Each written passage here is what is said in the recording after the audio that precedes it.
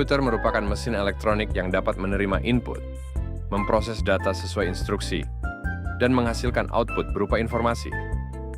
Dengan kata lain, komputer adalah alat yang membantu kita menghitung, menyimpan, dan mengelola data dengan sangat cepat. Secara umum, komputer memiliki 4 komponen utama. Pertama, unit masukan atau input unit, seperti keyboard dan mouse. Kedua, unit keluaran atau output unit, seperti monitor dan printer. Ketiga, unit pemroses atau processing unit, yang menjadi otak komputer. Dan keempat, unit penyimpanan atau storage unit, tempat data disimpan.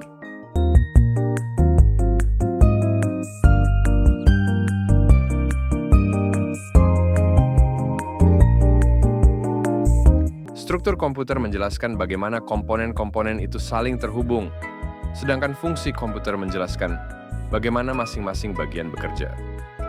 Ada 4 fungsi utama komputer. 1. Memindahkan data, seperti saat kita mengetik dan hasilnya muncul di layar. 2. Menyimpan data, misalnya menyimpan file dari internet ke hard disk. 3. Mengolah data, seperti menghitung nilai rata-rata di Excel.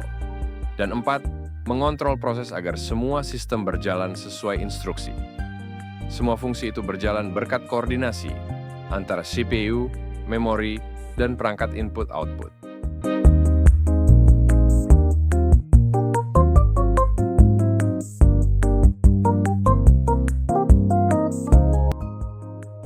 Struktur utama komputer terdiri dari beberapa bagian penting. Yang pertama adalah CPU atau Central Processing Unit, yang berperan mengontrol dan mengolah semua instruksi. Di dalam CPU ada 3 bagian utama. Control Unit, pengatur jalannya instruksi. ALU, atau Arithmetic Logic Unit, yang melakukan operasi matematika dan logika. Register, tempat penyimpanan kecil di dalam CPU. Selanjutnya ada memori utama, yang menyimpan data dan program sementara. Kemudian I/O System, yang menghubungkan komputer dengan dunia luar. Dan terakhir, sistem bus atau sistem interconnection yang menjadi jalur komunikasi antar komponen. Semua bagian ini bekerja bersama untuk menjalankan perintah yang diberikan pengguna.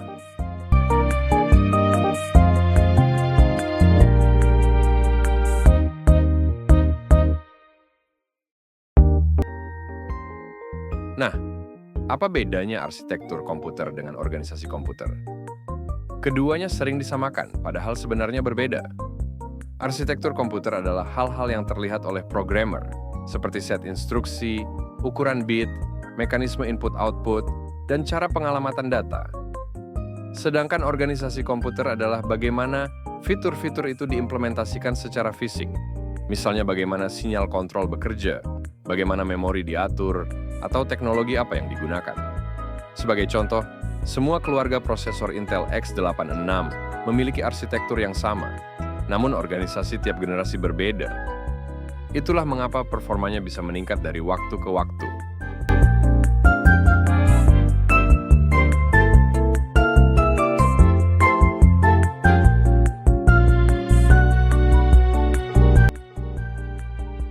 Seiring waktu, arsitektur komputer juga terus berkembang. Tahun 1950-an, arsitektur hanya fokus pada perhitungan aritmetika. Tahun 1970-an, fokusnya bergeser ke desain instruksi dan kompiler.